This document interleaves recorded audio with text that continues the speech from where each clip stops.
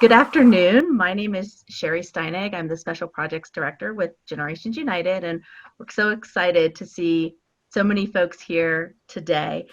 This is the second Zoom meeting that we're co-hosting with Encore.org. So really happy that Corita Brown is here for this call.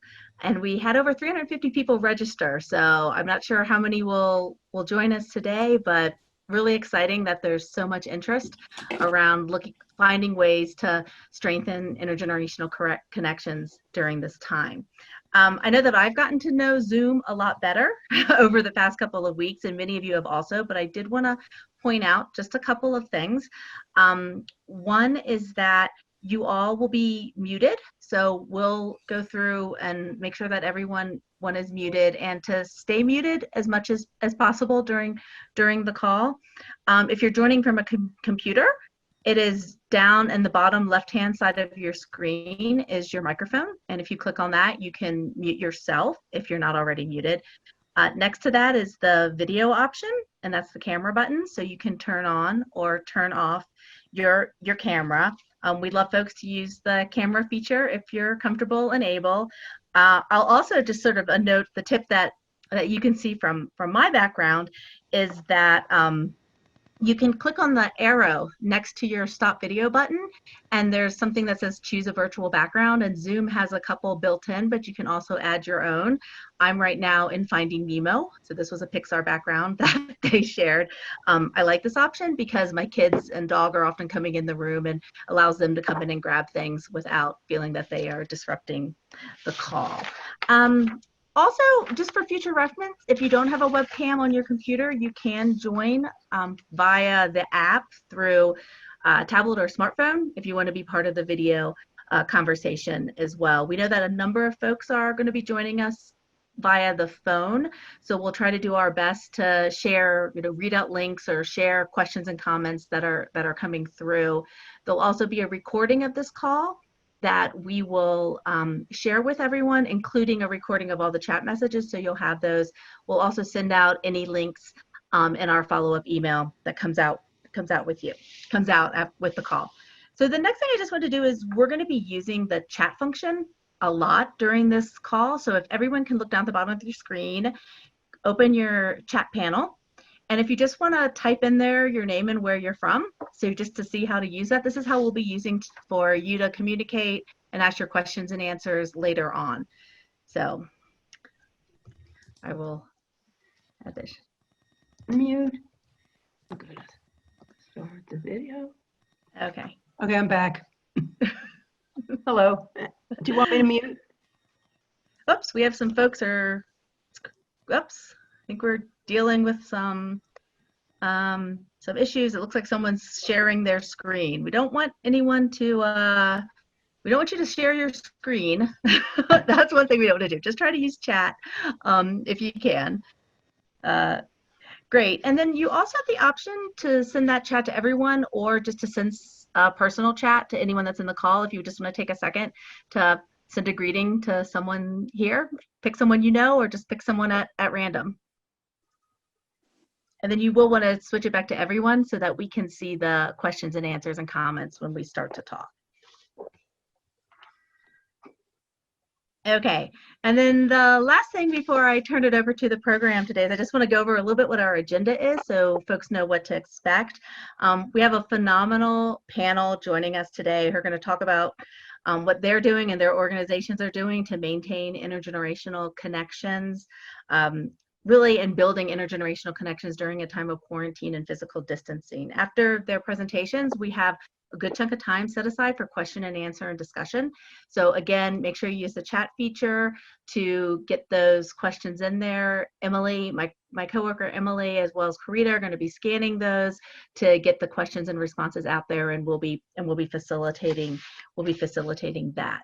And then following that, we'll have an opportunity for optional small group breakout networking sessions that we've been holding. If you've been on some of our previous calls, you'll remember that we've had similar to that. We're going to do that at the end of the call, so we'll keep the meeting running for 15 minutes after it's over. So if you're interested in having that type of opportunity to connect with people, then please stay on the call, and we'll just sort of send folks out into small breakout groups. And then with that, I'm going to turn it over to our Executive Director, Donna Butz, who's going to share a little bit about Generations United and what we're doing. Great. Thank you, Sherry, and welcome everyone. It's great to have an opportunity for us to come together today and share, I think, what is some incredible programming and efforts that are going on around the country. I'm delighted that Generations United and Encore and Gen to Gen are working together to provide these opportunities for all of us to come together. So I want to thank those teams for making this possible. At Generations United, for more than 30 years, we've been building bridges and connections between generations that value people at all ages and stages of life. None of us ever thought that we'd be doing this work while facing a pandemic that requires us to practice physical distancing.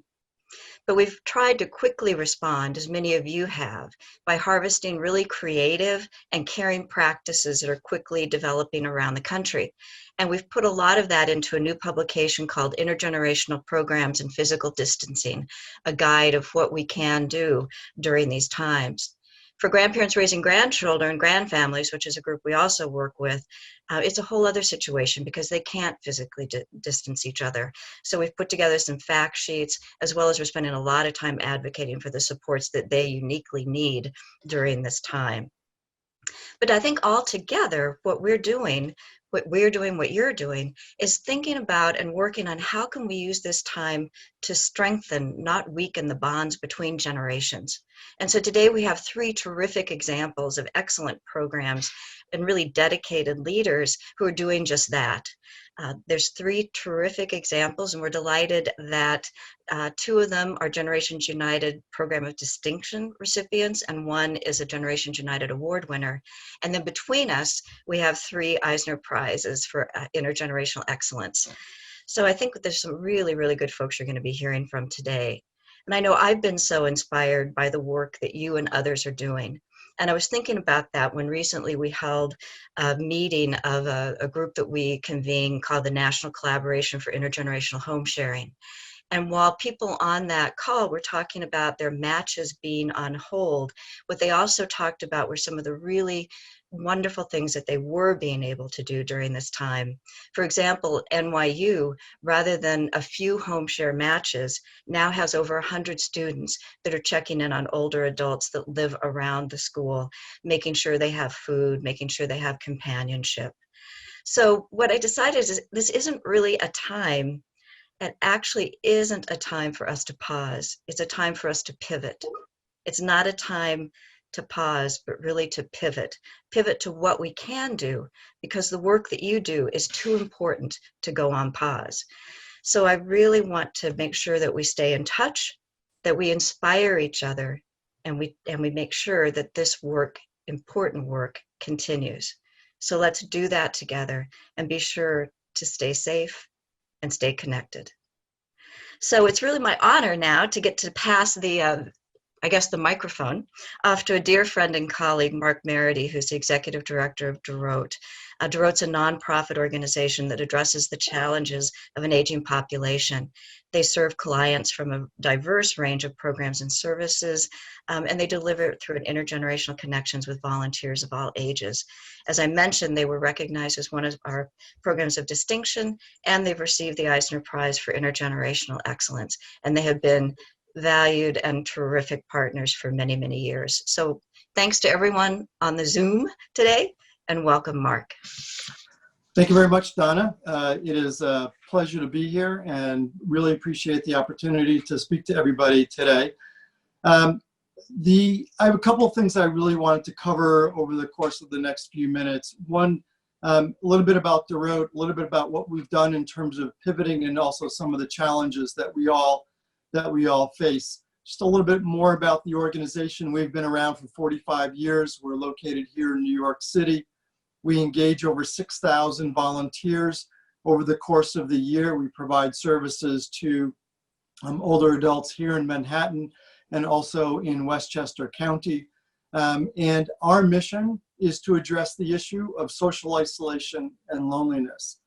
The word Dorot is a Hebrew word which means generations. And really, since our founding, our mission has been about bringing the generations together. And look, for all of us that are involved in the issue of intergenerational programming, this is an incredibly difficult time. If you think about it, our whole essence is about personal connection, human connection, being able to bring young people together with older adults, really making a stronger, better, more well-rounded, engaged, connected community. But unfortunately, with COVID-19, we're just not able to do that.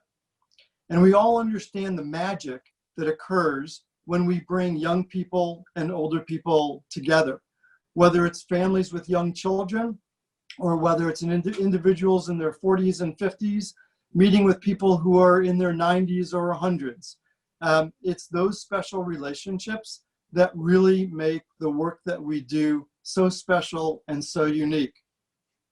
And yet, we know that, and this is where some of the risks are, and yet we know it's older adults that are at most at risk of the COVID-19. It's really because of the fatality rate that people who are over the age of 85, that there is a 30% fatality rate among older adults. And as a result of that, we really need to be very careful in terms of the way in which we are able to open our doors and open our programs and return to quote unquote normal programming. But all of that said, as soon as it became clear that we were no longer going to be able to continue our work as usual, the organization pivoted. We pivoted quickly and aggressively in order to be able to continue to fulfill our mission. So I wanted to spend a few minutes just talking about some of the things that we have done. So we have a teen internship program that occurs every spring. We converted that program from one that was done in person to being done over the telephone. We have 14 older adults, 23 teens that are participating in this. One of the nice stories that came out of this was that 2 of the teens were actually working with one of the older adults on how to use technology more effectively. And unfortunately, they were no longer able to do that in a face-to-face situation. So the older adult really just loves plays. And so now those 2 teens are now reading to that older adult plays that are really the favorites of the senior. We've also created an intergenerational discussion group that was meeting in person and that is now meeting via Zoom. A really exciting brand new program that we piloted and have started is it's a program called Radio Live. So those of you who are on the call who are a little bit older certainly recognize and appreciate the beautiful and valuable programming that was done years ago over the radio. And so now through this intergenerational program, our group is redoing redoing all of the different radio shows that were done, complete with sound effects and radio scripts. And the teens are serving as stage directors and offering special effects. And so between the teens and the older adults, they are creating and recreating radio shows and radio plays of the past. And when they are done rehearsing, they're going to do it live for a series of people in the community who are interested in hearing about it. One of the biggest pivots for us was our summer internship program. This has been a program where we run 4 summer teen internship programs in 3 different locations. We made the difficult decision that it was obviously made the greatest amount of sense to be able to, instead of just not holding this program, we see such tremendous value in this program that we converted it to virtual. And so this summer, we will be engaging teens, approximately 25 teens, who will be participating in our summer teen internship programs. I'm sorry, we'll have 70 teens who will be participating with about 50 older adults. And this internship program is really very meaningful for a lot of the young people who engage with us. They find tremendous value. And for the older adults that we engage in our summer teen internship program, they say it's the highlight of their year. So we are continuing with this program. And then we also have our college internship program, where we are going to be engaging anywhere between 12 and 18 different college students this summer to participate in intergenerational programming. I wanted to just highlight two other programs that the organization has pivoted towards, and then I will turn it over to my colleagues. So the first is carrying calls. So one of the things that Dorot has an extensive friendly visiting program, and what we've done is we've asked our volunteers to no longer go into the homes of older adults and to just switch to making phone calls. But we have over 4,000 older adults in our database who are actively engaged in our programming. And we are reaching out to all of them and asking if they're interested in participating and receiving a call from a Dorot volunteer once or twice a week. So if you're interested, or if you know of an older adult who might be interested in participating, we would certainly welcome their engagement in this. The other is our University Without Walls program, which is conducted exclusively over the telephone. So we don't have to deal with the digital divide in terms of people who have access and know how to use Zoom or don't know how to use Zoom. And this is a program where we have small sessions of no more than 12 older adults at a time with a facilitator. We talk about current events. We have sessions about art, music. Some of the upcoming titles that we have is we have healthy cooking workshops. We have managing stress. We have journaling and writing. And so if you know of any older adults who might be interested in participating in this program, we have significantly expanded our capacity to be able to accommodate more older adults in our University Without Walls program. So some of the challenges that we've had, obviously, is the digital divide. There are some older adults who just either are unable or not interested in going from in-person meetings to be doing meetings the way that we're having our meeting today, over Zoom or over the telephone. The other piece that needed to change is that Dorot screens all of our volunteers before we have volunteers engage with any of our older adults. And we also have a team of social workers who also screen the older adults for us as well. So obviously we're not having in-home assessments, we're not having in-person interviews. And so we've had to pivot in terms of how we go about approaching, recruiting our volunteers. And then also we are looking to, in our intergenerational piece, we are looking for additional older adults who are interested in participating in our programming that's specifically focused on intergenerational programming. I would say that overall, I'm really proud of the amazing work that the Dorot staff have been able to do in order to make the best of a difficult situation.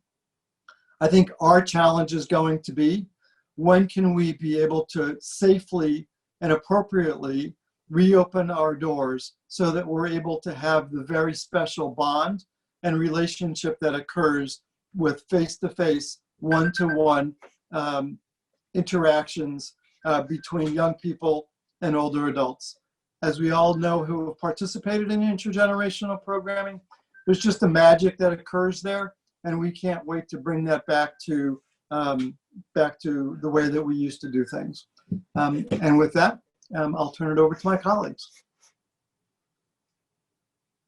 Thanks, Mark. I think you've shared a lot of great ideas, and there's probably going to be a lot of questions. So folks want to start putting their questions into the chat box. Once we get to the Q&A time, we'll start to address those. I am now going to turn it over to Karen Young, who is the co-founder and CEO of Sweet Readers, and was also the recipient of Generations United's Intergenerational Innovation Award in 2015. Karen co-founded Sweet Readers with her daughter, who was then in 5th grade, after seeing the remarkable engagement between her daughter, her mother, and the other clients at her Mother's Day program. She'll tell us more about Sweet Readers and sort of the way that they've pivoted and created a whole new platform for maintaining their and building their intergenerational connection. So Karen, take it away.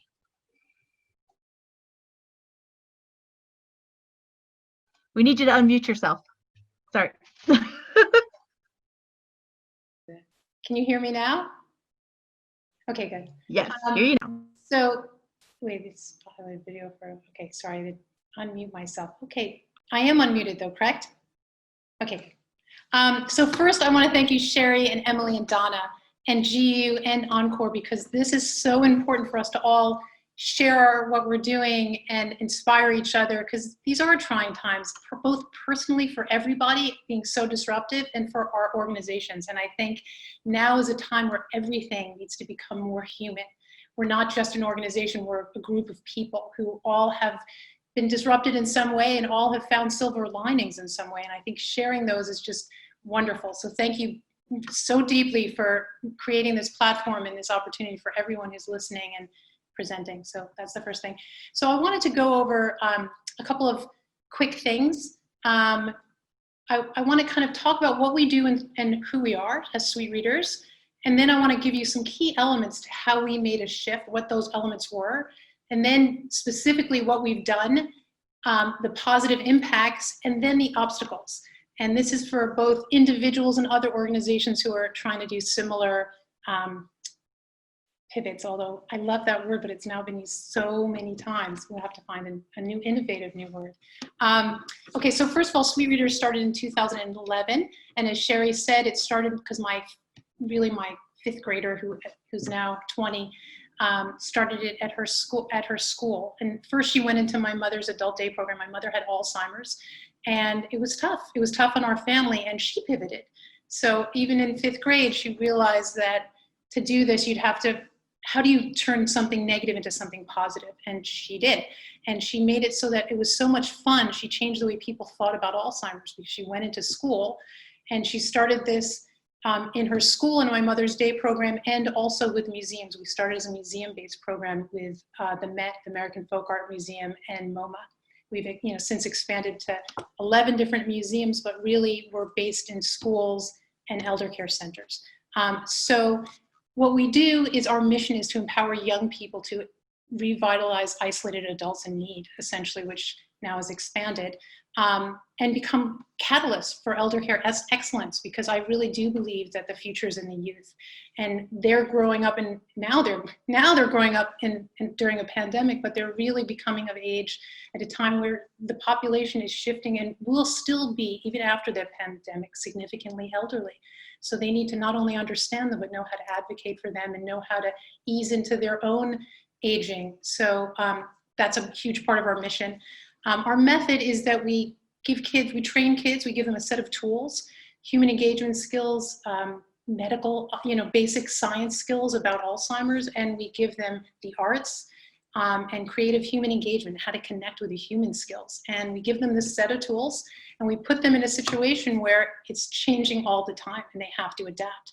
They have to figure out, so today my partner just left the room, or today she was screaming, or today she was really lovely. And how do you, in the moment, pivot?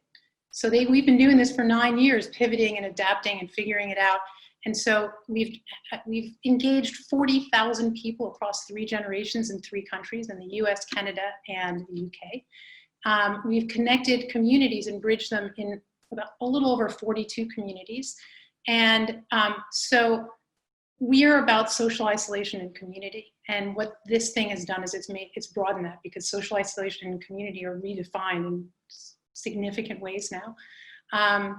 So what happened is in early March, it became clear to me that we partner with schools, we train entire grades. What I didn't tell you, so we bring the kids together for creative engagement. And we train the kids, they have one goal, is to discover the person. So through art, music, poetry, theater, games, we have 8 core curricula that we customize for our school partners and for our adult partners. And they go in once a week throughout the whole school year. Kids are engaged on average about between 27 and 30 hours a week during the school year, adults 35 hours.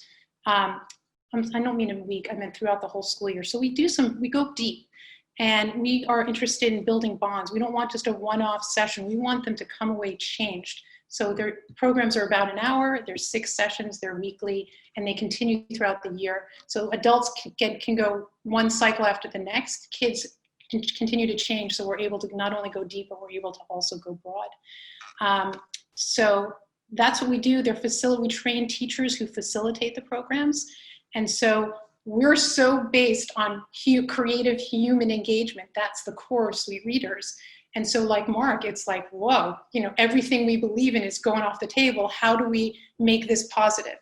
How do we deal with the fact that not only everything we believe in is gone off the table, our constituents are suffering, possibly more than anyone else right now, and will be for probably the longest period of time. So given those very serious factors, what we did is we quickly brought together a whole community of constituents. And so for us, we started something called Sweet Readers Connect. And for us, so this is now the second thing, is what were the key elements? We started by listening. So we brought together middle school kids who were really upset because they were disrupted in the middle of their Sweet Readers programs and they weren't going to be able to see their adult partners. We brought together high school kids who were part of our leadership council who've been working with us for many years. And we brought together our college kids who, there were so many silver linings because these college kids were now home and stressed out and trying to figure out what their center was. And because they already had 6, 7, 8 years with Sweet Readers, they felt a warmth and immediately stepped up. They felt like, we're part of this, we're gonna help these adults. And then we brought together some of our elder care partners and some of our spouses and adult participants and said, what do you need? How do we make this work? What are the obstacles? And we listened. We did a lot of listening. And then, but quickly. And then we decided, we need a model and a budget, and we need to figure something that's going to work immediately, but that isn't just like a quick fix. Like, it has to be smart, and it has to be ongoing, and it has to be able to scale and also be sustainable and also segue into that, whatever the normal world is after this. So there were a lot of considerations. So after listening, then it was, okay, so, and how much is it going to cost? And what are the phases that we can imagine? Because, by the way, one of the other interesting, lovely things about this horrific situation is that we're all learning to have a little faith. Like, no one knows the answers. None of us. We don't know where we're going to be next month. A lot of us don't know where we're going to live next month. So, and with a lot of adults, there's so many questions, but with all of that, we had to still kind of figure out what works and make some good, smart guesses. So with the team, and then we need to get some stakeholders together. We had just won an Innovations Award from Family Caregiver Alliance, which was so timely because we were able to direct those funds immediately into this initiative, pay for all the tech, the setup. We then had to learn a lot about technology.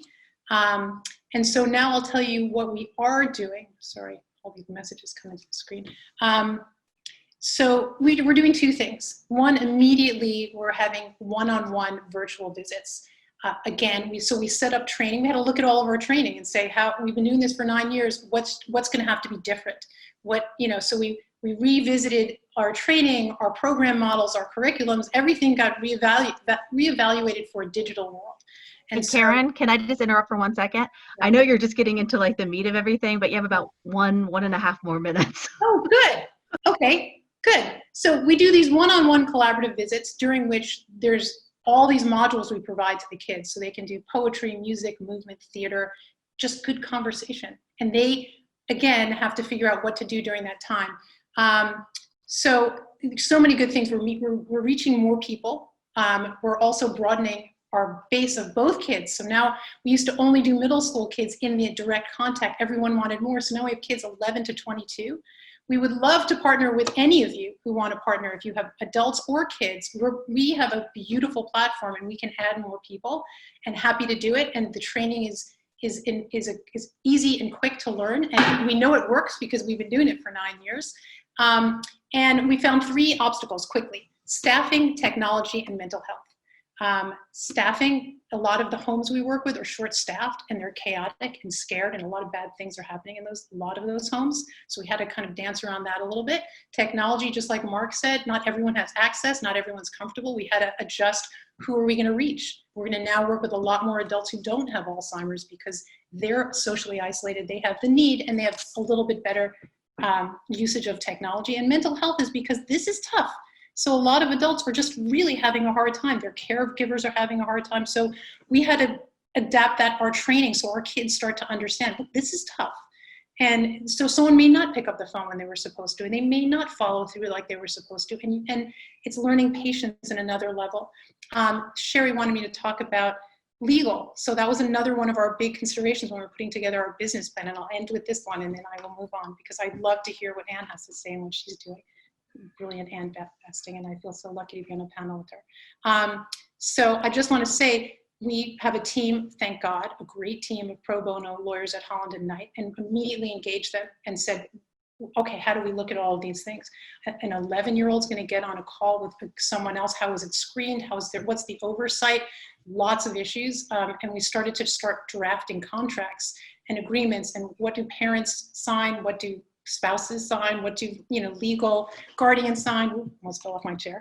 And we really, it's about teamwork, and it's about community, and it's about working together with people. And when we figure it out, we're happy to share, and hope that you guys all share, because we're all in this together. Honestly, there's so much need, and it's immediate. And if we can help each other, that would be lovely. So with that, I will stop and move on to the next person. Thank you for letting me do this. It's a pleasure. Oh, thank you, Karen. And just to add, there's been a lot of great questions that have come up through chat as well as comments. So if you have answers or questions to comments, we will try to get through as many as we can during the Q&A part, but just keep the ideas coming. We'll have a record of all this chat, so you'll get access to all of that. So now I'm really thrilled that Anne Basting is joining us today. Anne is the founder and CEO of Time Slips. She's a MacArthur Genius Fellow and professor of, I think, English now, right, at the University of Wisconsin-Milwaukee. So Time Slips really works to bring meaning and purpose into the lives of elders through creative engagement.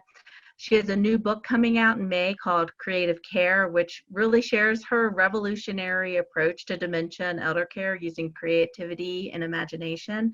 Time Slips is also, this is really all about plugging all of Generations United's great programs of distinctions and award winners, but Time Slips also is a Generations United program of distinction. So welcome, Anne, and thank you for making the time to join us today. Thanks so much. And I'll just reiterate what others have said, which is it's just a pleasure to be able to have these conversations right now. I think there's been just an enormous, I've just witnessed this.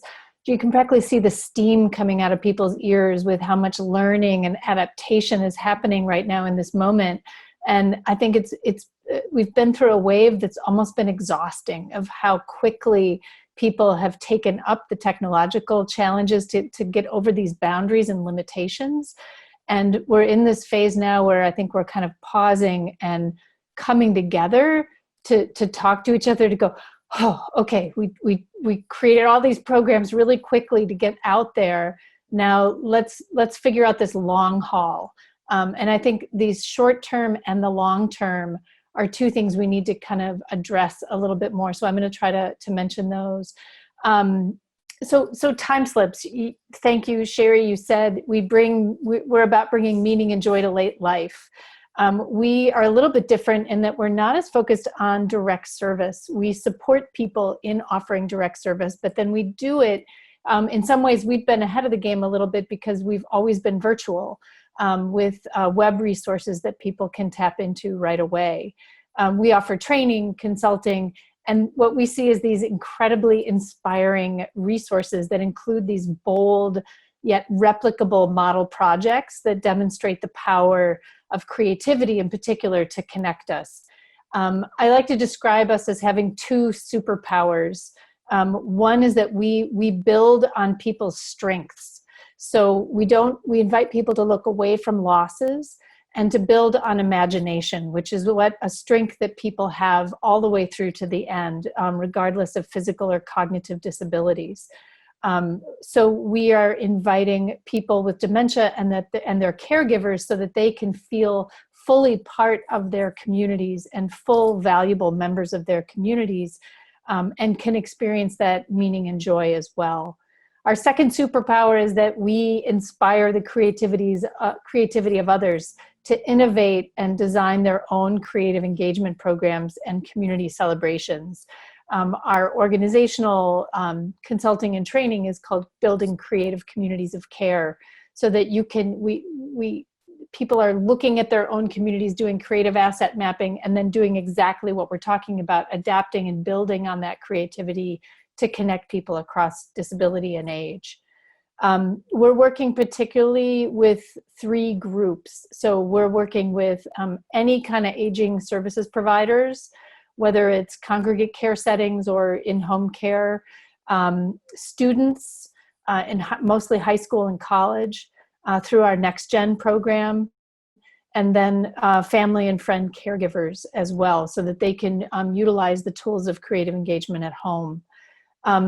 We often say, what if programming for older adults was so interesting that everyone wanted to participate and share in the process, so that it's we set up a condition of mutual learning, not I'm going to help you, but let's discover this together and make something new together that generates and builds our community together. So before COVID, which, can you remember that? Do you remember that? What that was like? We were preparing really excitedly for about over 100 different community celebrations of creativity and community building events that we're going to show off a year's worth of community building and creative engagement. And so we quickly had to pivot, did a lot of listening, Karen, and I talked with our communities to figure out what they have the capacity for, because that's the other thing. Working with a lot of skilled care settings, I have just never seen, people's hearts are just on the outsides of their bodies right now. They're trying so hard to create situations where people feel supported and trying to connect family to the elders inside the care communities, trying to mobilize the elders themselves to help each other and to connect to other people, marrying in our kind of our own philosophy of the spirit of generosity, creativity, and community building. It's just been phenomenal to see the outpouring of work that they're doing. And again, the technological take-up, even in places that are struggling, like rural areas are struggling so hard because a lot of these tools are not really possible in rural settings. Zoom is spotty at best. So it's really, really tricky. Some of the ways that we've been adjusting to lockdown, which is sort of what we're all under, we're in particular interest, I think people will be really interested in our Next Gen program. So it's a partnership with Leading Age, and it's pilot. We've been doing service learning for many, many years now, but this is a particular one to kind of set it up so that it can go out more easily. We're piloting the integration of our training and our methods into high school and college service learning programs, both traditional semester-long service learning programs, and then these year-long, really immersive internships that we've come to call the Student Artist in Residence program, where students are getting room and board for a year to live inside the care communities and offer community building through arts and creative engagement. Just some of the adjustments that those programs have made. One is here in Milwaukee. The Artworks program was working with Escuela Verde, and they pivoted their program they shifted their program to online engagement, and the students were creating postcards about what they were calling care slips, which I'll talk a little bit about, being based on our Beautiful Question protocol. Beautiful questions are questions that open up wonder to be shared between people with no wrong answer. Really leads us to explore our own lives and our worlds a little bit differently. So they created postcards that are being exchanged with St. Anne's Intergenerational Center, which was their partner in their project. Another example is our Student Artist in Residence program. We have 7 students living in care homes this year at University of Wisconsin-Milwaukee. They've been doing just incredible work all year long.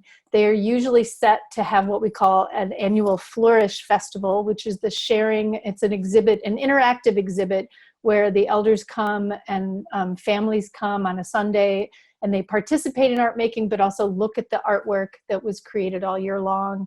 That is going to be Zoomed and it's going to be incredible. So look at the TimeSlip site for when that happens, because you're all invited to come to it, actually. So we've lifted our Zoom capacity up to 500. So a lot of people can come and participate and hear about just the incredible stories that these students have experienced, particularly because some lingered, some were able to stay quite long into the lockdown and were really invaluable members because they hover between staff and residents. They're kind of super residents. So they have the status of friend, yet community builder, which is amazing. I think other main ways we're adjusting, I just have like 3 things I wanted to share. One is, please just, our Creativity Center has always been free. There are 400 plus prompts. All you got to do is log in, and there's beautiful questions, there's image prompts, there's project ideas, there's just, and you can write them and publish them. There's over 8,000 active users and over 21,000 stories shared on the site. So it's a really vibrant community. Certified facilitators can upload their own prompts. Our trainings are online and actually quite dramatically discounted for anybody who wants to go through it right now. We've made it easier for folks to navigate the Creativity Center by, you can sign up for a weekly newsletter and a week's worth of prompts will just come to your inbox, because people were saying, I just get overwhelmed by, although I think it's really fun to go to the Creativity Center and get lost, some people get lost in the Creativity Center. So the weekly email will just come to you. Our resource page we've revamped, and all of the incredible burst of activity that our staff and team have been doing, our master trainers, everybody are all there. So webinars that have been going out on projects, weekly creativity sessions with our partners in Durham, all of those things are happening, and you can find them all on the resource page of timeslips.org.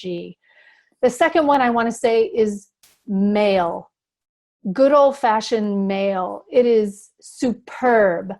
It is a gift that keeps giving, because if you're alone in an apartment and someone sends you a beautiful card and a little, like, a beautiful question to ponder and consider, or a piece of artwork, you can revisit it all day long, all night long, whenever you want to pick this thing up. It doesn't disappear. And you don't have to close the computer, whatever, it's there. And it's a beautiful sentiment as an object to carry relationships with it. So we at TimeSlips have been curating a list of nursing homes for youth-oriented programs for anybody who wants to do it. It's really important, if you want to write to a nursing home or a congregate care setting, that they are accepting mail, that they're not already overwhelmed, and that their infection control isn't so high that they're not accepting mail. So we have a curated list of, I think it's up to about 130 or 40 sites. We also just created a new map. Thank you, Angela, who worked with our web people to create this map, so that you can see where we might need to send a little more love, who's sending what amounts of stuff where. It's not tracking everything, because this has been going for a month now, and there's hundreds and hundreds of people writing cards, but you can find that there. It's under the Get Involved tab on our website. Beautiful Question Project.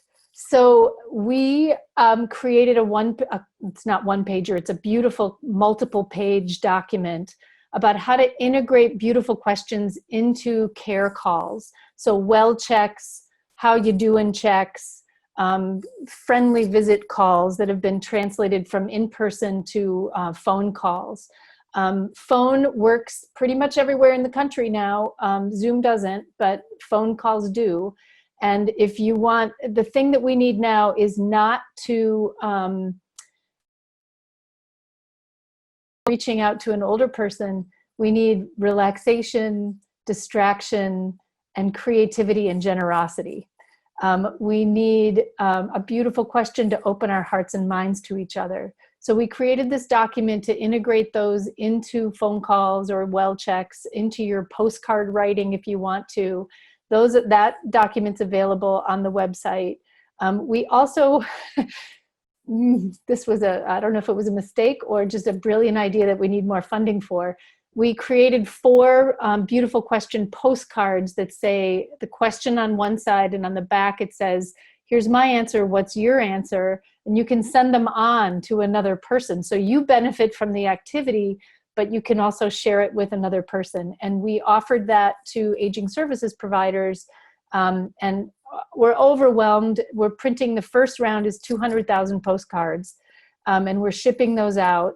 I think what we'll probably end up doing is just making the template available for organizations to print those in their own locales and then distribute them. They can be distributed through Meals on Wheels, stock boxes, again, through phone calls, whatever you want to do. There's an 800 number that you can call to leave your message of your phone, of your answer to the beautiful question. And then also, we're working with partnering with public radio to turn those voicemails into collages that can be shared publicly, because meaningfulness comes from connecting to something larger than yourself. And that's hearing those collages on public radio is going to be a really beautiful thing, I hope. I'm getting all welled up here just thinking about it. So that's the Beautiful Question Project. On the horizon, I think these longer range projects, you'll see a couple of those on the TimeSlips resource page. We've done projects with the Superhero Righteous League. We've done in Kentucky recently, the taking apart of the story of Peter Pan over 2 years, the Penelope Project, Homer's Odyssey. We do these long range projects so you can see that you're going to be building on your engagement over time. I personally think that's what we need right now, not one-offs, because I personally feel a swim from moment to moment and day to day, but knowing I could hook into something longer is going to make me feel better. So look for some of those creative care guides on our site. The Beautiful Question Project is meant to be that way. I think I'm at the end of my thing that I was going to say. You can tell I have a lot of energy here, trying to fuel a lot of these things. I'll just say also on the horizon, Creative Care is coming out in May. We also have the Creative Care Imagination Kit that I wish would have been published already for this moment, but there are 25 beautiful questions and 25 image prompts. And we hope it's going to be available by November and possibly an electronic version before then. Just keep an eye on our website. It's from Harper. Hopefully we'll be able to bring it to you. I'll shut up. Thank you, Anne. I think there was a lot of ideas that all of our presenters shared today, and a lot of great comments that have been coming through the group chat as well, knowing that other groups are starting similar types of initiatives or slightly different types of initiatives. I think, as Donna mentioned, we have a resource guide that we put out that shares some of that, and our role at Generations United is going to be continuing to collect these and share what's happening all over the country and hopefully the world. So we are running low on time. There were a lot of great questions. Hopefully that we can, if your question's not answered, we can get them to Mark, Karen, and Anne and get some responses that we can share out to the whole group. But I don't know if there was anything that we wanted to, if we wanted to sort of try to get some responses to in the couple of minutes we have left. There were a number of questions about volunteer screening. These were questions for Mark or anybody, but both how to screen, and I think there's only a couple minutes, so if it's a short response or we can follow up later, how to screen and how to recruit young people who are not in school. Sure. So to answer the question, I think I would just say that there are 2 things that people should know. One is Dorot's main phone number. which we'll also be able to send out to everybody, but it's 212-769-2850. And our website is Dorot USA. That's DOROT USA.org. And we would be delighted to share with you our screening information in terms of how we screen our volunteers, how we're recruiting volunteers. And also on our website, we also have some simple tech guides that are originally geared for one-on-one coaching, but we've pivoted and been able to change those so that people could utilize those. Those are on our website. They're easy downloads. I recognize you have to be able to get to our website in order to access them, but perhaps people who do have access to the internet would be able to access these guides, and they are on our website for people. Great, thank you. Sherry, how are we doing on time? Do we have enough time for another question? Oh, I think you're on mute. Yes, I think we have another one or two questions. Okay, well, and one question just came in about if anyone has protocols for young volunteers, if they're working with older adults who are dying during this time, if there's any resources for that kind of support. Hello? Can you hear me? Yeah. That's an excellent question. If you want to email me, we haven't printed anything, but we've dealt with it considerably over the years. And I'd be happy to share some of the things we have said and done, Karen@sweetreaders.org, because it's a very sensitive topic, and we've had to deal with it with like 11-year-olds and 12-year-olds. We also have a resource on Generations United's website that was developed by Helene Block-Fields, who is a longtime intergenerational practitioner. She did a workshop at our conference in Milwaukee around death and dying and grief and intergenerational programs, and she shared the handout that we have on our website that I can share that link as well. You want another question, or how are we doing? If we could do one, let's do one more question, and then Sure. we'll I think that gives us enough time to wrap it up. So there was a question about how do you monitor online interactions to make sure that they are healthy and supportive? So that is a complicated question with not an easy answer. So we have done our best to try to work with both the volunteers in terms of training them and working with them in terms of what is appropriate. And the social workers, when they have spoken to the older adults, have made it very clear in terms of the types of conversations that people should have and what they shouldn't have. We are constantly reminding older adults never to share personal information over the phone or with people who, whether they're identify themselves as Dorot volunteers or not. And we are relying on Dorot staff and other Dorot volunteers who are calling the volunteers, making calls, and the older adults to ensure that there is appropriate communications taking place. Great. Thank you. And I know there's probably a lot more that we're going to be learning over the next couple of weeks around what are some of the best practices or promising practices for these sort of distance-based programs. So we're going to try to wrap it up. I'm going to turn it over to Karita to talk a little bit about Encore and some of the next steps. Okay, thanks, Sherry. Well, the first thing is that I just wanted to ask people to start to put into the chat. First, I want to recognize that there were a lot of questions that weren't answered, both questions that people emailed in advance and questions people are putting in here, and that the GU team will be looking at these questions and providing some follow-up in the email correspondence. So thanks everyone for such a rich set of questions. I would love to hear from people in the chat box about further topics that you would be interested in focusing on, that we certainly have heard a lot from people. We've heard themes, but would love to hear from folks on the call today. So if you want to, if there's something else that you would like to focus on in any upcoming interactive conversations, please enter them into the chat box now. And then we're going to be just doing a quick poll to get a sense of when you would like to meet again. We have 3 options. One is in 2 weeks, one is in 4 weeks, and one is I'm zoomed out, no meetings for me right now. So just take a minute, please answer what works for you so we get a sense of the rhythm with which people would like to be meeting next. And just want to thank GU for their partnership on these calls, and we'll pass it back to you, Sherry.